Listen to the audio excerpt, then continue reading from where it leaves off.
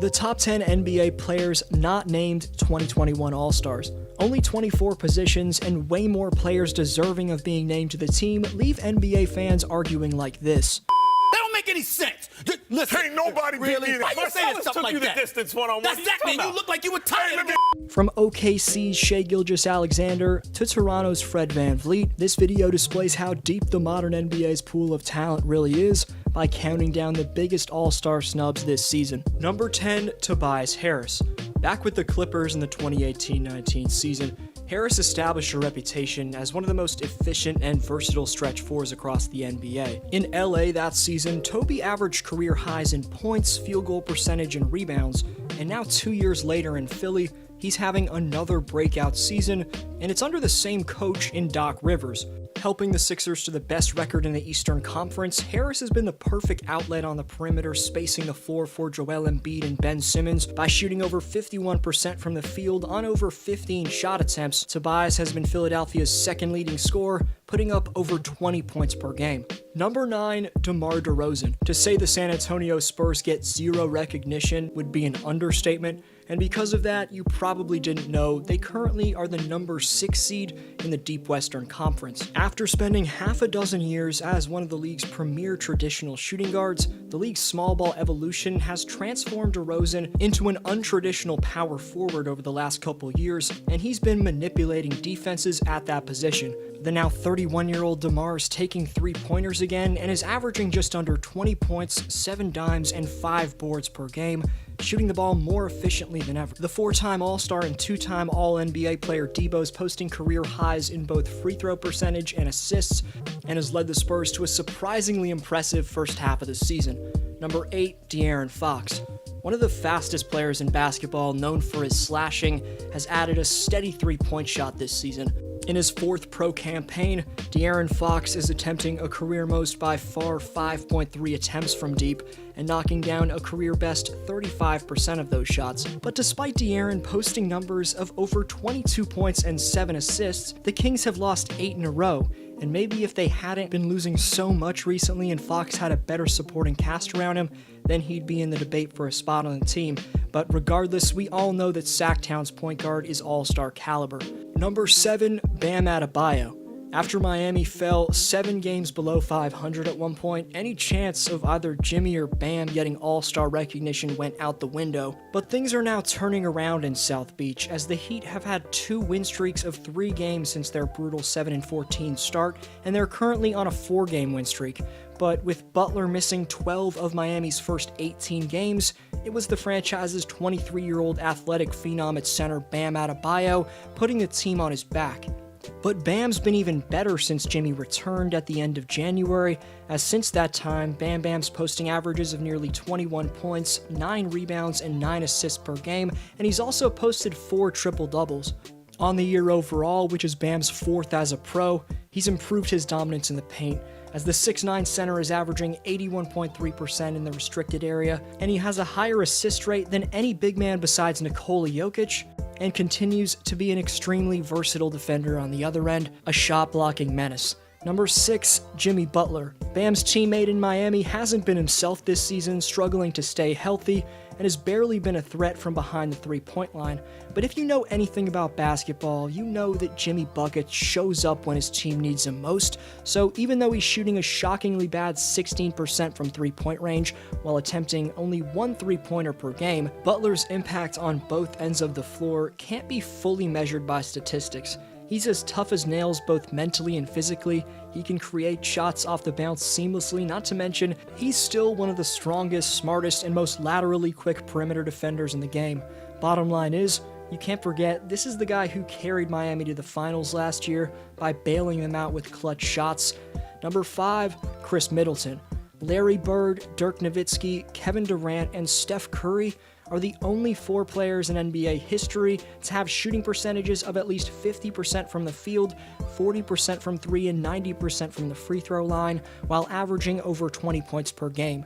And the Bucks sharpshooter Chris Cash Money Middleton is on pace to join them after this regular season. A lot of volume scorers like Chris are very one-dimensional, but he's elite in almost every aspect of the game, putting up a career-best 5.7 assists, as well as 6 rebounds on the best board-getting team in basketball. But what makes Chris a massive snub is the fact that he's a sensational two-way player. Offensively, you'd be hard-pressed to find a star named over him that puts up better numbers on more efficient shooting. On the other end, he's tasked with guarding the opposing team's best player every game, and considering he's been a big part of the 3rd seed out east all year, Middleton's debatably the biggest snub on this list. Number 4, Domantas Sabonis. The Indiana Pacers' rising power forward Domantas Sabonis is the first player in NBA history to average 20, 10, and 5 and not make the All-Star team. Significantly vamping Indiana's offensive flow, Sabonis is ahead of Nikola Jokic and Ben Simmons in passes made per game. We knew this man was a beastly interior presence coming into 2021, but most notably about Domantas this year is the fact that he's added a 3-point shot to his offensive repertoire. He's taking just under 3 shots from distance per game and knocking down a pretty decent 35% of them. You could argue Dom should be ranked higher, but he's not the greatest interior defender. He struggles on defense generally, but other than that, Indiana's power forward is elite in every other area. Number 3, Fred VanVleet. The NBA champion Steady Freddy is not only having the best season of his career offensively, but he's maintaining a reputation as one of the peskiest perimeter defenders in the league. VanVleet's anticipation, hustle, and general IQ on this end allow him to rotate from seemingly out of nowhere and help defense scenarios to make sensational plays on the most elite of players. But whether he's guarding someone bigger than him in the post, in the pick and roll, or in ISO sets, VanVleet has the willingness and elite ability to lock down any player at any time. Fred's currently 4th out of all NBA players in steals per game, but offensively is where the undrafted sensation separated himself as a legitimate all-star candidate in 2021. VanVleet has exceptional shooting mechanics, which allows him to maintain balance even when taking jumpers off the dribble from nearly the logo.